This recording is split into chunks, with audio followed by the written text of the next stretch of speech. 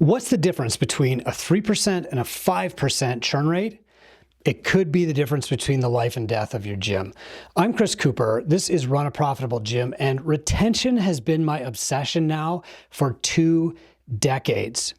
Years ago, when I met my first mentor, Dennis, I was talking to him about putting people on contracts and how I would do that and where I would get the contracts and how I would enforce it. And he said, Chris, do you want to spend your time helping people or do you want to spend your time suing people?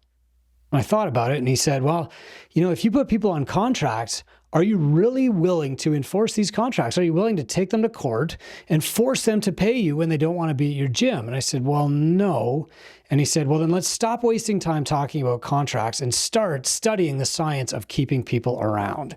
Today, I'm going to tell you what I've learned on this 20-year journey diving deep into the science of retention.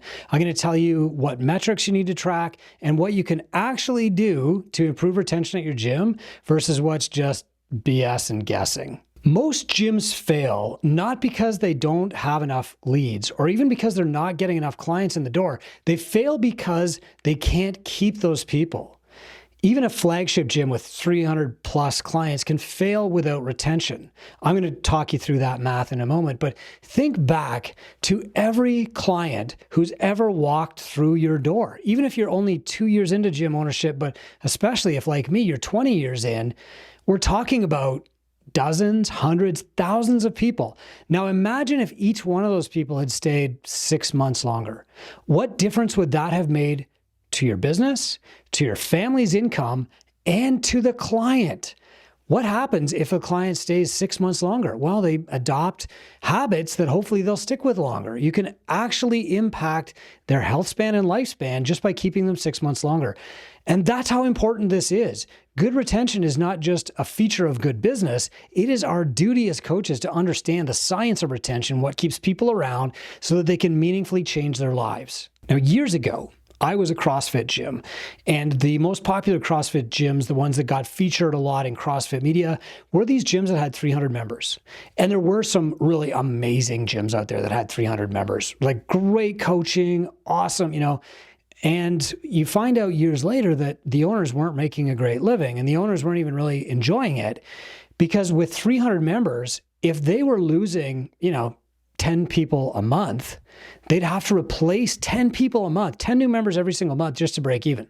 And in the early days, this seemed like no big deal because it was really, really easy. People were attracted to CrossFit. And you can apply this same example to any franchise now, right? Metabolic, Row House, Fit Body Bootcamp, F45, like go down the list. You get this early wave of clients and you think, wow, I'm great at business. And you don't really notice when these clients are flushing out. And I'm going to tell you in a minute, why that's so important to keep an eye on. But also, it's easy because new people are coming in and replacing them until one day that trickle of new leads slows. And now you've got 10 people going out and 9 people coming in this month. Well, not much to worry about yet, right? And then you've got 10 people going out and 7 people coming in the next month. And you think, well, maybe it's a downtick. We'll wait another month, see what happens. And the next month you got 10 people going out and now you've got 4 coming in. What do we do now? Well, if it's 2018, you buy a bunch of Facebook ads, you run something like the New You Challenge or Gym Launch, and you flood your gym with leads. And in the short term, that works. Boom, you've got the most members you've ever got. But then suddenly 15 leave and then 20 leave. And you've reached this tipping point where now the outflow is impossible to keep up with. And before you know it, in a couple of years, you're down to an average sized gym. We're going to figure out what went wrong here.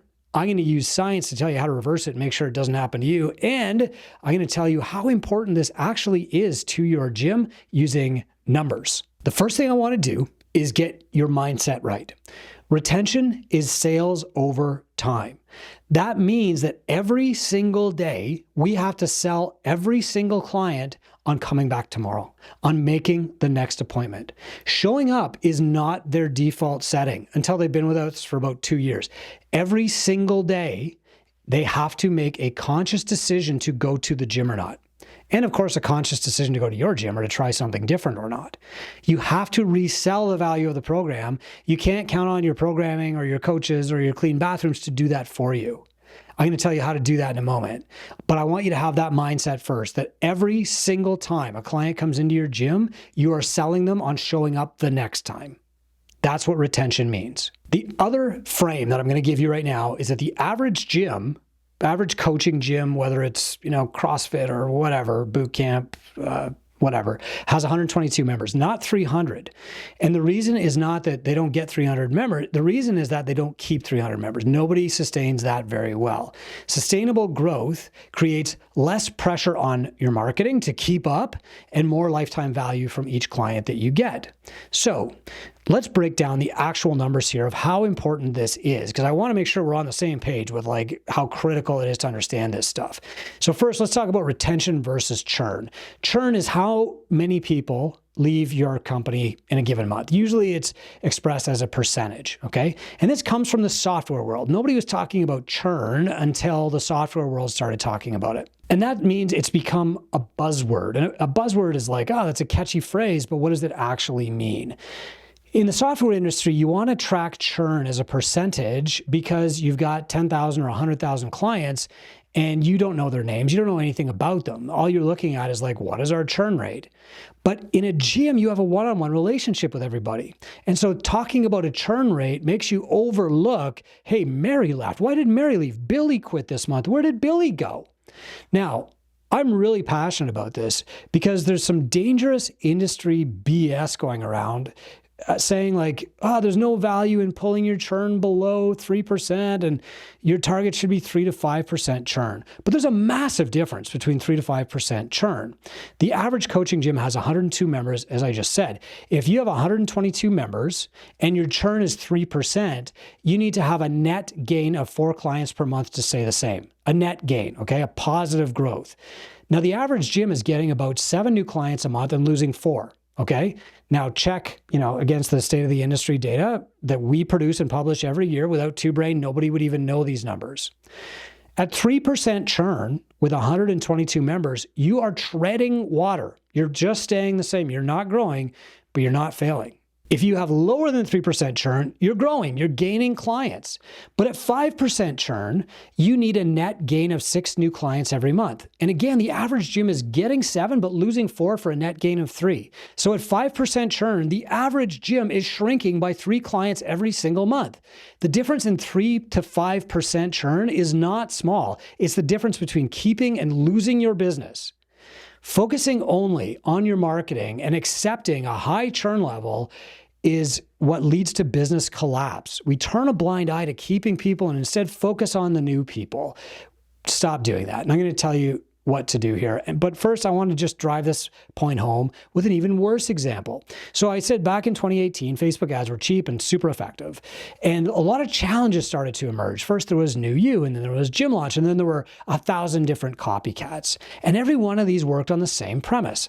You would bring people in for a 6-week challenge of some kind, and you would sell that at a high value. So, double, triple what you normally sold your membership for. And you'd run them through this challenge, and then at the end of that challenge, you could sell them on membership. And New You and Gym Launch, they changed their business model over time. But basically, they had a peak and then they rapidly disappeared. I don't even know where New You is anymore. It's a shame. Here's what happened. And this happened in my gym, and I've got 100 other examples of this happening. The people coming in for the challenge were numerous, especially the first time you ran the challenge. So they'd come in, they'd do the 6-week challenge, and then they'd say, mission accomplished. Goodbye. The retention rate from these people after 3 months was less than 10%.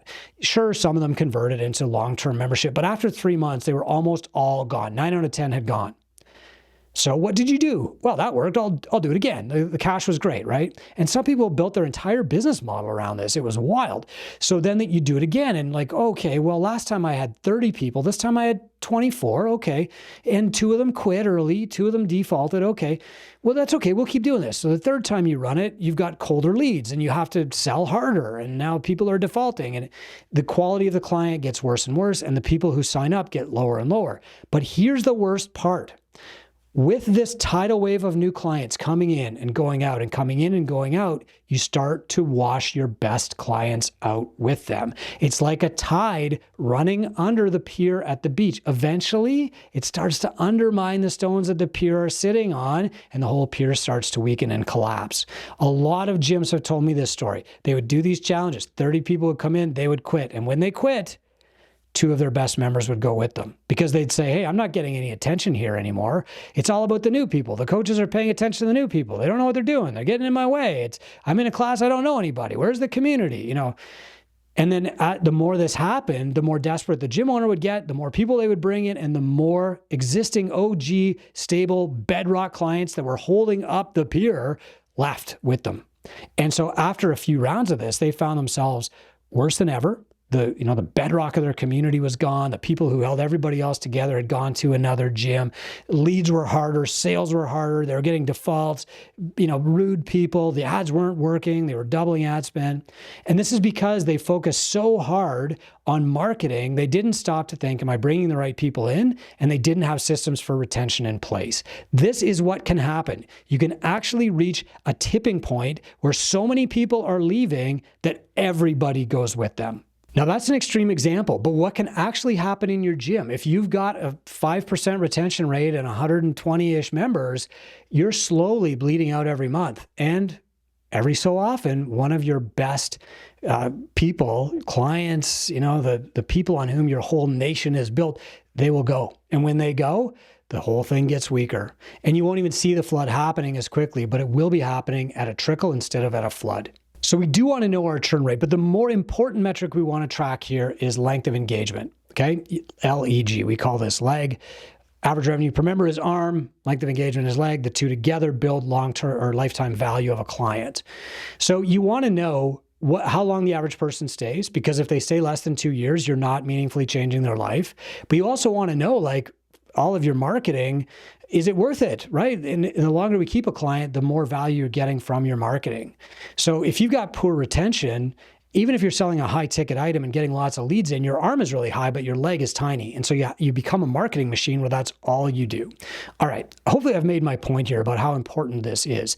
So how do you actually keep people longer? We're gonna go step by step here, and we're gonna start by looking at your leg, okay? You need to know what your leg is, how long the average person stays, but you also need to know where the average person is likely to drop off. So if I'm looking at my leg, I'm not just saying okay, yeah, 17 months, my retention's doing okay. But when people quit, they tend to quit at the 3-month mark, or they tend to quit at the 7-month mark. You want to know that, okay? I'm going to give you points throughout the first 2 years of what to do depending on where your clients quit. All right. Now, if you don't have this broken out yet, go to your gym management software, say, how do I do this? Kilo, how do I do this? Whatify, and let them tell you. But you can also just go by your knowledge, okay? So think, where are people quitting right now? So first off, if they're quitting from the time they signed up to the first 2 months, okay, here's what to do. If they're dropping off in the first 2 months, that's a head scratcher to you. But the reality here is that we haven't bridged the gap from purchase to becoming part of the community, okay? You need stronger onboarding systems. You need an on-ramp program. That's what this is for, so that they don't have time to think about buyer's remorse because they're always thinking about your gym. This means they've got appointments for one-on-one on-ramp with you. They've got text messages from you in between. Hey, Chris, I want you to do this stretch. Hey, how was that workout yesterday? They've got appointments to meet you and try a group class with you toward the end of their on-ramp. They've got an appointment with you at the end of their on-ramp to talk about their next best steps. Joey Coleman, in his book, Never Lose a Customer Again, calls these the admit and affirm phases. Admit, you're getting them into your gym. You're teaching them your system and the philosophy. Affirm, you're not giving them time to second guess their decision and have buyer's remorse. If you look at the New Year's resolution effect, everybody that joins a gym January 1st, right? They drop off before the 90-day mark. Usually it's February 27th is drop-off day for commercial gyms. They've paid for a year in advance, but that's when they stop coming on average. And it's because they haven't transitioned properly in that admit and affirm phase. You haven't onboarded them properly, and so they're gone. So if they're quitting within the first 2 months, you need to build and maybe a better on-ramp. If they're quitting within the next 3 months, from 2 to 5 months, you need to map out the client journey better. You need to insert frequent touch points. That could be a phone call, it could be text, it could be a video, it could be email. You need to do an earlier goal review. You need to sit down with them. How are things going? Measure their progress, update their prescription, and you need to introduce them to at least 3 other people in the gym. Not just, hey, I'm the coach, not just, hey, I'm Sally across the circle at the 9 a.m. group, but actually introduce them, give them a touch point, give them a buddy. They need a training partner, okay? Most resolution clients, as I said earlier, quit before the start of March because they don't have those things. They don't have consistent follow-ups. They don't have emails. They don't have instructions. Here's what to do. Nothing is affirming their choice. They haven't made connections in the gym. That's a really big one. That's why a lot of access gyms now, 24/7 gyms or clubs have a personal training program. And part of that personal trainer's job is to introduce you to one other member or attend a class with you so you know one other person. But you need to be deliberate about this. You can't just be passive and hope it happens. If somebody quits between the 5 and the 9 month mark, you need to do a goal review with them and you need to ask for referrals. So this is really interesting because a lot of people wouldn't assume that asking for a referral helps retention. In fact, you might worry that it's like infringing on your relationship and it weakens it. That's not the case. Think about what happens when you find a new restaurant and you love it and you take your BFF to the restaurant. You want them to love it, right? So you're going out of your way. Hey, did you try that steak sauce? You should order the fish. I highly recommend the fish. Like, you want your recommendation to be a success. You're bought in. And so when somebody brings their friend into your gym, they act the same way. Hey, you got to come to the 6 a.m. class. Oh, you got to meet Coach Amanda. Oh, hey, did you notice the soaps in the bathroom? Hey, by the way, didn't you love that workout? The programming here is so great.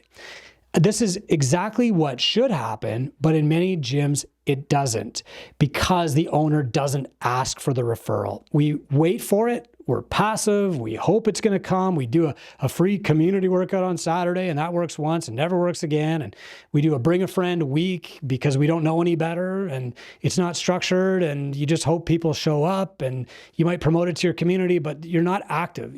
Your clients are not marketers.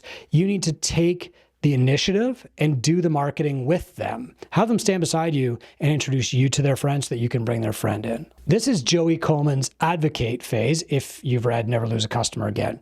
If they quit between the 9 and 12 month mark, this is a really critical point, because when people stay 12 months, they're very likely to stay for 16 months. And if you can keep them past the 16th month, they're very likely to stay till the end of the second year. So drop-offs are highest in the first year, but if you can get them over that 1 year mark, statistically, you're way more likely to keep them for 2 full years.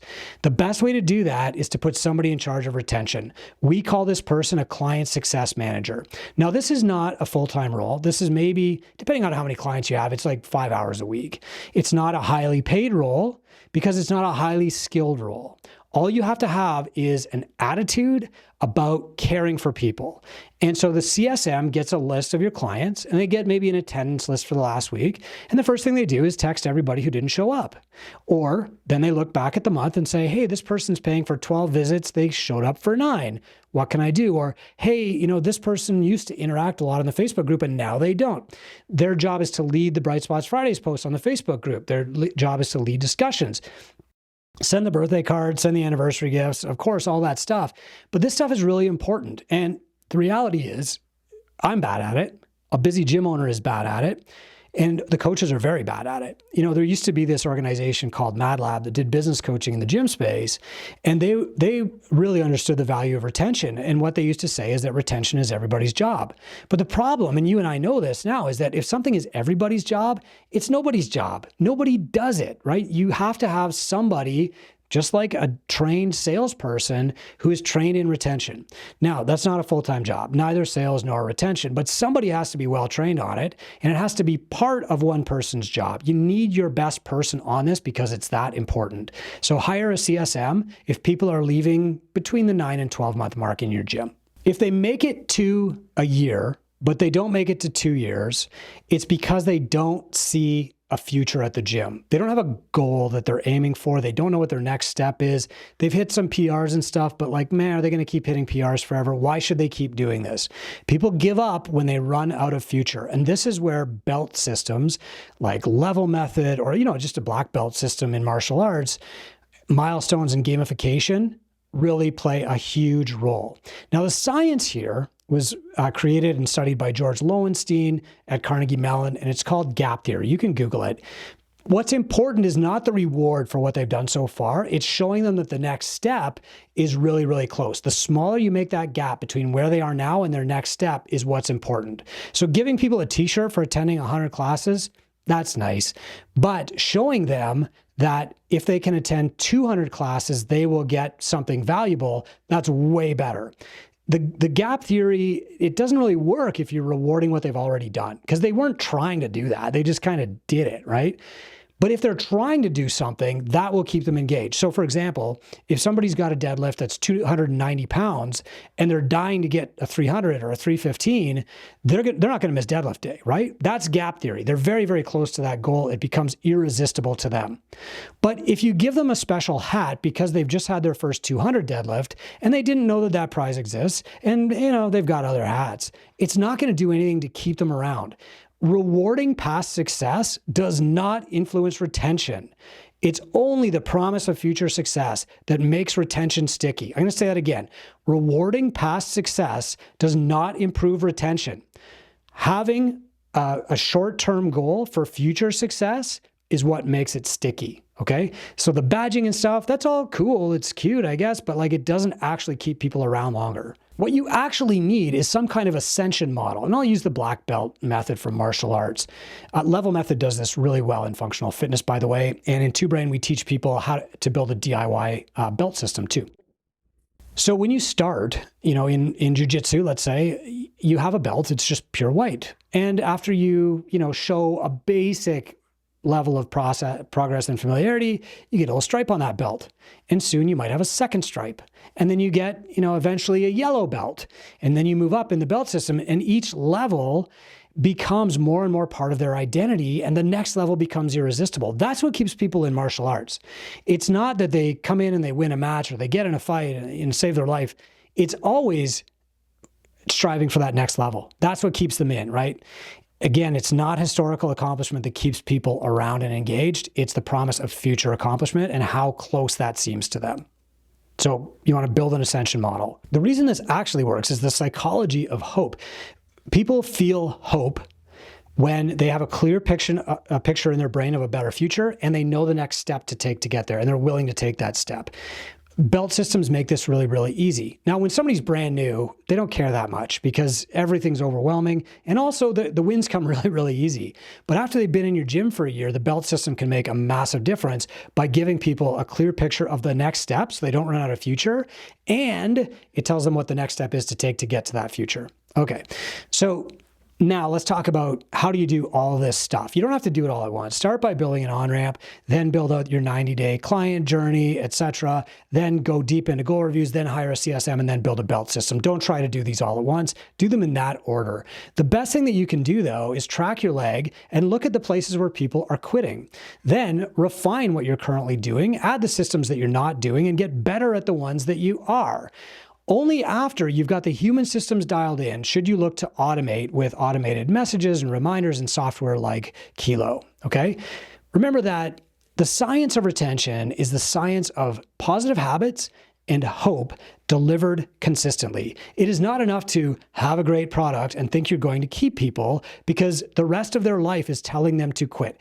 Their wife is saying, I don't want to make 2 meals anymore. Their kids are saying, why aren't you with us at the beach, Dad? Their boss is saying, how come you keep coming back to work sweaty, right? The cookies on the table are saying, why don't you eat me? We have to fight all of that. And that means we have to be really, really great at retention. It's probably one of the greatest skills a coach can have. It is a powerful tool once we learn the science of retention. It's so powerful that sometimes people can actually use it for evil, but we're going to use these tools that I've just given you for good. We're going to use them to actually help people. We want to keep people for 2 years so that they establish the habits that they will keep for life. If we don't keep them for 2 years, the habits just go away really quickly. And anybody who tells you to focus on marketing and ignore retention or to accept a 5% monthly churn rate is not helping you. Your mission is to keep every client for at least 2 years, transform their life, and in doing so, you will add about $40,000 in net income to you just by increasing client value as a side effect. Retention is not about contracts and forcing people to do things. It's about relationships, systems, and hope. I'm Chris Cooper. This is Run a Profitable Gym. I sometimes do webinars on this stuff at this free group called gymownersunited.com. And when I do a webinar, I give you the worksheet for free and then I coach you through it. This is one of those times. If you join gymownersunited.com, you'll see when the next webinar is coming up. And of course, at any time, you can ask questions of me, my team of mentors, or the 10,500 other gym owners who are in that group.